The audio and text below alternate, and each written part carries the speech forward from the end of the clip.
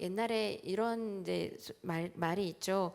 이 개떡같이 말해도 찰떡같이 알아듣는다. 네. 예. 보통 이제 부모님들께 이제 부모님들이 명절 되면 이제 엄마 뭐 아빠 뭐가 필요하세요? 그러니까 뭐 됐다 필요 없다 마 됐다 뭐 네가 뭐 돈이 있다고 그럼 이제 봉투를 준비해야 되는 그렇게 말씀하셔도 이제 봉투를 준비해서 드리면 이제 주머니에 넣으시는 네 또 뭐 엄마 뭐 부모님이 허리가 아파 그러면 그 다음날 이제 약을 정량제를 사다 드리고 뭐 요즘 피부가 좀 주름도 이렇게 늘고 하면 또 이제 크림도 사다 드리고 하는 이제 부모님이 그렇게 말씀하셔도 필요 없다 하셔도 이렇게 잘 알아서 해드리는 네 그런 이제 한국에 그런 게 있죠. 뭐 부모님 필요 없다 하시지만 잘 챙겨드려야 되는 네 예, 그런 소통하는 데 있어서 참 여러 가지가 있는 것 같아요. 소통할 때 있어서 보통 잘못된 표현을 쓰게 되면 큰 싸움으로 번지는 경우도 있습니다. 소통은 이 말의 표현과 뉘앙스가 매우 중요하죠. 보통 이제 어떤 남자가 여자에게 사랑 고백을 할 때 만약에 이렇게 말한다고 해봅시다. 그래 사랑한다고 그러니까 결혼해 이러면 어떤 느낌을 받으실 것 같으세요? 저 사람 진심일까? 나 놀리는 거야? 나 싫어하나? 그럼 사랑한다고 말하는데 왜 기분이 안 좋지? 그런데 만약에 이렇게 얘기하면 사랑해 하면 어떨 것 같으세요? 그 진심이 느껴지겠죠. 네, 저도 여기 오기 전에 엄마랑 통하면서 엄마! 그러니까 왜? 사랑해 이렇게 말하고 왔습니다. 네, 그렇게 말의 표현이나 뉘앙스에 따라서 이 소통의 참 의미가 달라집니다. 올바른 내용을 전한 데에서도 이 말의 이제 이 표현들, 뉘앙스가 매우 중요합니다. 몇 년 전 아주 유명한 영화가 있었어요. 어벤져스 시리즈가 이렇게 했는데 이 오번역의 문제로 인해서 국민 청원까지 올라가는 일이 있었어요. 그러니까 이제 요즘은 이제 뭐 학구열도 높아지고 뭐 배운 사람들이 많으니까 이렇게 말을 했을 때 저 번역이 잘못됐네. 그 번역 하나의 문제로 이 국민 청원까지 올라가서 그 번역가가 이제 없어지는 다른 번역가로 대체되는 그런 일도 있었습니다. 네. 그렇다면 우리가 보는 이 성경에는 이런 이제 번역에 있어서 문제가 있을까요? 없을까요? 있어요. 왜냐하면 이제 성경은 처음에는 뭐 이제 이 히브리어, 헬라어로 쓰여졌다가 라틴어로도 쓰여졌다가 그때 이제 세계 각국 언어로 쓰여지면서 약간의 이제 번역에 대한 문제가 있는데 우리나라도 이 성경이 들어올 때 이 중국을 통해서 들어오거나 중국어를 번역해서 한국어로 들어오거나 아니면 영어권 선교사님으로 인해서 이 번역이 이루어졌어요. 그렇다 보니까 이 표현에 있어서 약간의 어떤 미스되는 부분들이 있습니다. 이제 그렇다면 우리가 또 의문을 가질 게 생기죠. 그렇다면 이 성경이 틀린 거냐? 하는 문제가 생기죠. 틀릴까요? 네, 맞아요. 네, 틀리지 않습니다. 정확한 하나님의 말씀, 이 정확한 하나님의 말씀이 우리가 성경을 읽고 하나님의 은혜를 느끼는 데 있어서는 전혀 문제가 될 게 없어요. 이것이 하나님 말씀의 이 권위가 무너진 것이 아니라 단지 어떤 표현의 문제들 이것뿐인 거죠. 이것을 우리는 성경의 완전함이라고 합니다.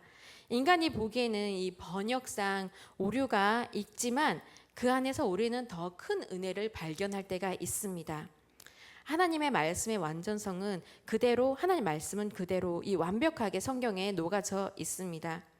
이 불완전한 인간의 어떤 번역 가운데서도 하나님의 말씀에 대한 완전함 그것이 바로 우리에게 주어진 아주 큰 은혜가 됩니다. 오늘 읽었던 이 본문의 말씀을 보면은 왕은 인자와 진리로 스스로를 보호한다 말하고 있습니다. 인자함으로 말미암아 왕위가 견고한다고 하지요. 이 인자하다, 예수님이 인자하다, 친절하다, 따뜻하다, 신실함 이렇게 말하고 있는데 성경을 보면은 이 여기에 대한 인자함 이 표현들이 영어 성경엔 굉장히 다양하게 나와 있어요. 처음에는 이제 친절하다. 그다음에 신실하다, 뭐 이런 식으로 계속 번역이 되어 있는데, 이 히브리어 원어로 보면은 오늘 주제인 헤세드라고 적혀 있어요. 헤세드. 우리나라의 한국만이 가진 정서, 정이라는 단어를 영어나 이런 걸로 번역하기 굉장히 까다롭대요. 그래서 헤세드, 이것도 영어 성경으로 보면 여러 표현들이 있듯이 참 이 한 문장으로 담기는 어려운 말인 것 같습니다. 이 헤세드라는 말은 고대 근동에 원래는 쓰일 때가 계약 관계일 때, 계약할 때 이 단어가 쓰였다고 합니다. 예를 들면 우리는 뭐 집 계약을 한다, 땅을 계약한다, 이런데 고대 근동에는 이 물질적인 어떤 계약의 이득보다도 이 관계, 우리 서로 좋은 관계가 됩시다 할 때 이 헤세드란 단어를 사용했다고 합니다. 당시에는 종이도 없고 이제 그랬던 시절이기 때문에 이 문서가 아니라 이제 구두로 계약을 하게 되는데, 그렇다 보니까 이 구두로 계약하다 보니까 증거가 없잖아요. 뭐 문서 자체가 없으니까. 그렇다 보니까 이 절대 이 우리의 관계가 파괴되어서는 안 된다는 어떤 무언의 이 개념이 자리 잡혀 있습니다. 이것이 바로 헤세드입니다. 그 의미는 크게 두 가지로 볼 수 있는데, 첫 번째로는 우리가 좋은 관계가 됩시다. 좋은 관계가 됩시다. 그다음 두 번째로는 이 좋은 관계를 끝까지 견고하게 지켜 나가겠다. 그런 의미가 있습니다. 이 창세기 21장에 보면은 이 아브라함과 아비멜렉의 계약 관계가 나옵니다. 아비멜렉이 이렇게 말합니다. 그런즉 너는 나와 내 아들과 내 손자에게 거짓되이 행하지 아니하기를 이제 여기서 하나님을 가리켜 내게 맹세하라. 내가 내게 후대한 대로 너도 나와 너가 머무는 이 땅에 행할 것이니라. 여기서 보면은 또 영어로 보면은 너와 내가 이렇게 이제 kindness, 친절을 베풀고 우리 사이 좋게 지내자, 뭐 이런 의미, 우리 관계 좋게 지내자,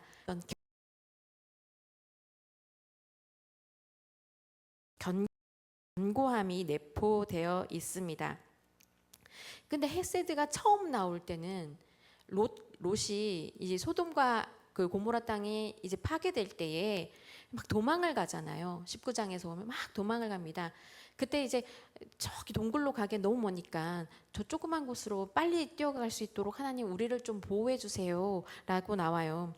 그러니까 주의 종이 주께 은혜를 입었고 주께서 큰 인자를 내게 베푸사 내 생명을 구원하셨사오나 내가 빨리 달아나 산에까지 갈 수 없나이다. 두렵건대 재앙을 만나 죽을까 하나이다. 여기서 주께 큰 은혜를 입었고 주께서 큰 인자를 내게 베푸사. 여기서 헤세드가 처음 나와요. 근데 보면은 이 아비멜렉과 아브라함의 계약 관계, 그다음에 롯이 말하는 그 헤세드, 그리고 오늘 본문에서 나오는 이 헤세드는 이 간격이 있어요. 어떤 조금만 좀 뭔가 쓰임이 다른데라고 생각이 들 수가 있어요. 오늘 본문 다시 한번 우리 큰 목소리 한번 읽어볼까요? 시작. 왕은 인자와 진리로 스스로 보호하고 그의 왕위도 인자함으로 말미암아 견고하니라. 네, 이 왕, 그 헤세드, 인자함, 스스로를 보호하고 왕위도 헤세드로 견고해진다.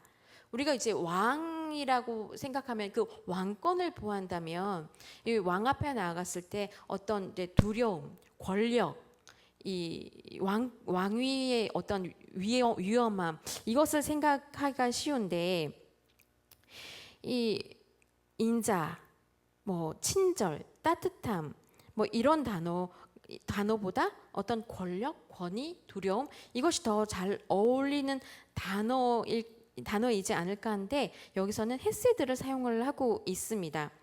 근데 또 궁금한 점이 생겨요. 잠언 20장을 보면은 이 지혜로운 왕은 이렇다고 나오는데 20장이 말하는 지혜로운 왕은 진노하시는 분으로 나와요. 진노하시고 심판 자리에 앉아서 모든 악을 흩어지게 하시고 한결같지 않는 저울추, 그 거짓말하는 그 저울추, 이 계속되는 죄를 미워하시고 속이고 이 거짓을 싫어하시고 악인들을 타작하는 바퀴로 굴려버리시는 아주 공명정대하고 칼 같으신 분으로 나와요. 그런데 헤세드를 사용하고 있어요. 이처럼 하나님은 옳고 그름의 그 기준이 아주 분명하시고 또 하나님의 그 기준에 맞지 않을 때에는 심판하시는, 용서하지 않으시는 그 하나님으로 20장은 나타나고 있습니다.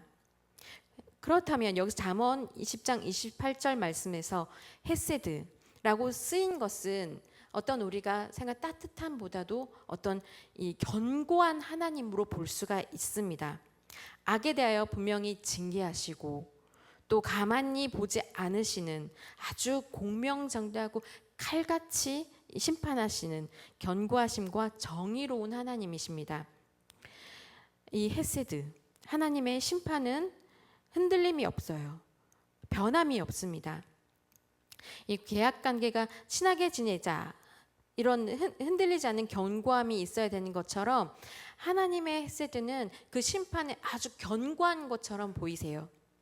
하나님은 원래 이 악에 대하여 또 죄에 대하여 이렇게 심판하시는 분 하나님 맞습니다. 그런데 우리가 생각할 때 그 하나님은 사랑이 많으시고 인자하시고 우리에게 한없이 너그러운 하나님으로 생각이 되어집니다. 구약 성경에 보면은 우리 하나님 어떠세요? 무시무시하게 나오시죠. 죄에 대해서 심판하시고 이제 밑도 끝, 이 하나님을 속상하게 하는 일들이 참 많아서 하나님이 밑도 끝도 없이 이렇게 혼내는 그 장면들이 참 많이 나와요. 이 하나님은 그런데 한없이 약해질 때가 있으십니다. 바로 우리들을 대할 때 하나님은 한없이 약해지십니다. 하나님의 기준에서 볼 때 우리들을 보면은 어떠실까요? 틀려도 한참 틀렸는데 저만 봐도 그럴 것 같아요. 제가 정말 언제 철들까? 한참 틀렸다 그러실 것 같습니다. 하나님이 내 모습 이대로 보신다면 지금 우리의 모습으로 하나님이 아이고 그래 잘했다 칭찬하실까요? 이스라엘 백성들은 매번 하나님의 기준에서 벗어납니다. 하나님은 계속해서 사랑을 보이시고 공의롭게 하시고 그들을 향한 애끓는 사랑, 그 긍휼을 보이셨는데도 이스라엘은 돌아왔다가 또 나갑니다. 반복해서 죄를 짓습니다. 그런데 하나님은 그 이스라엘 백성들을 향한 그 사랑을 한 번도 거둔 적이 없으세요. 그만두신 적이 없으세요. 우리가 상상할 수 없는 그 방법으로 우리를 사랑하시되 끝까지 우리를 사랑하십니다. 그 사랑을 끝내지 않으십니다. 지금 또 끝내지 않으십니다. 오히려 우리에게 약속하시기를 이 땅에 다시 오마, 너희가 본 모습 그대로 이 땅에 다시 오마, 그렇게 약속하십니다. 하나님은 그 헤세드를 바꾸셨어요. 공명정대하고 칼 같으신 그 심판하신 하나님이 그 헤세드를 바꾸신 것입니다. 우리 호세아 11장 8절 말씀을 보면 이렇게 나오죠. 에브라임이여 내가 어찌 너를 놓겠느냐, 이스라엘이여 내가 어찌 너를 버리겠느냐, 내가 어찌 너를 아드마같이 놓겠느냐, 어찌 너를 스보임같이 두겠느냐, 내 마음이 내 속에서 돌이키어 나의 긍휼이 온전히 불붙듯 하도다. 어떤 죄악 가운데 그 죄가 반복될지라도 끝까지 포기하시지 않으시는 그 하나님이 바로 헤세드, 그 사랑의 하나님의 마음, 그것이 바로 헤세드입니다. 요엘서 2장 13절 말씀을 보겠습니다. 너희는 옷을 찢지 말고 마음을 찢고 너희 하나님 여호와께로 돌아올지어다.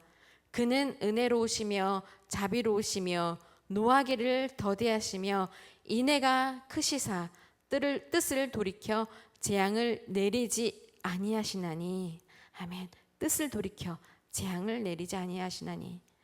하나님께서는 자신에게 돌아오는 자에게는 뜻을 돌이키신다 합니다.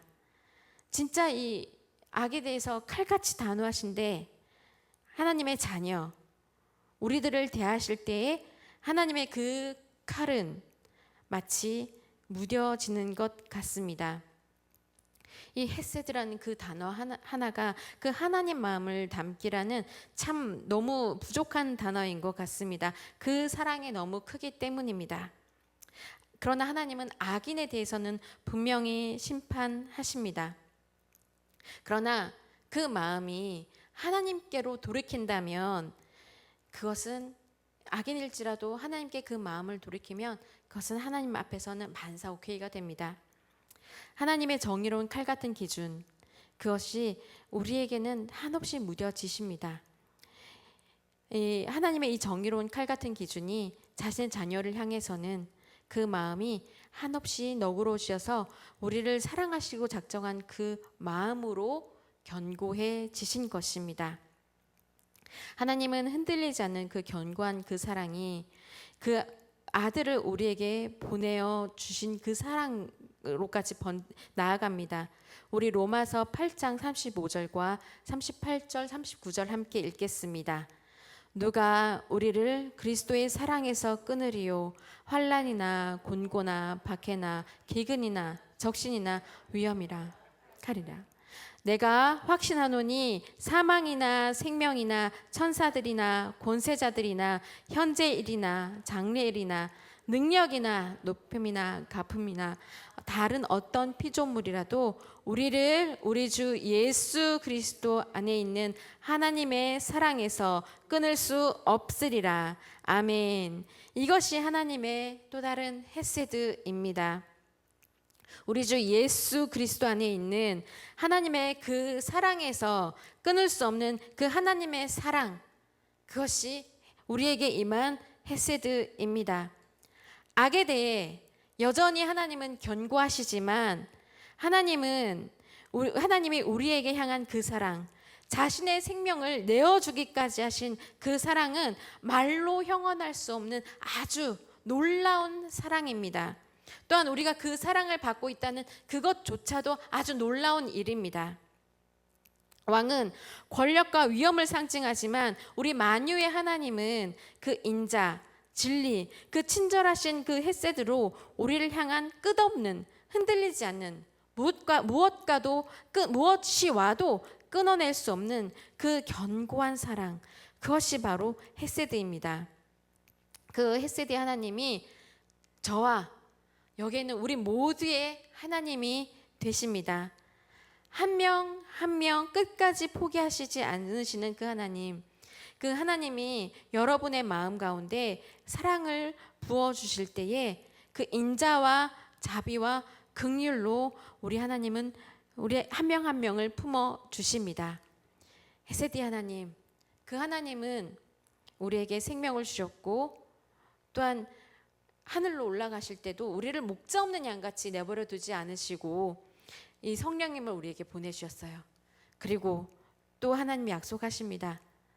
피 흘려 죽으신 그 이 땅에, 그 자기의 피와 물을 모두 쏟아내신 이 땅에 다시 오겠다. 너희를 위해 다시 오겠다. 약속하셨습니다. 엄청난 헤세드를 우리에게 보여주신 거예요. 우리가 오늘 이 시간에 하나님 앞에 기도할 때에 우리의 기도 제목 많으시죠. 그러나 우리가 한번 이 시간에 기도할 때는 이렇게 기도했으면 좋겠어요.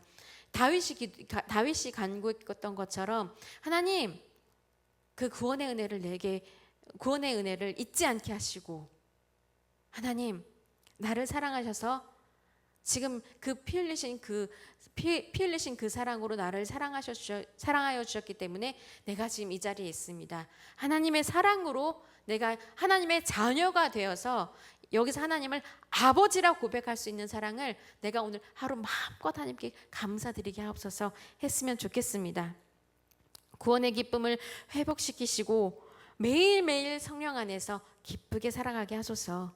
그 헤세드의 하나님을 영원히 찬양하고 그 사랑에 매일매일 감격하는 우리 모두가 되었으면 좋겠습니다. 우리 잠시 이 시간에 기도하고 찬양하도록 하겠습니다. 살아계신 하나님 아버지, 정말 하나님 앞에 감사드립니다.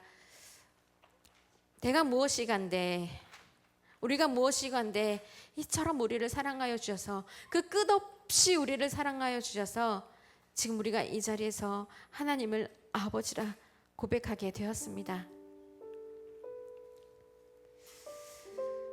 그러나 날마다 우리는 죄짓기 바쁜 우리의 모습을 보게 됩니다. 사랑하기보다 우리 입술이 미움을 더욱더 말하고 험담하기 바쁩니다.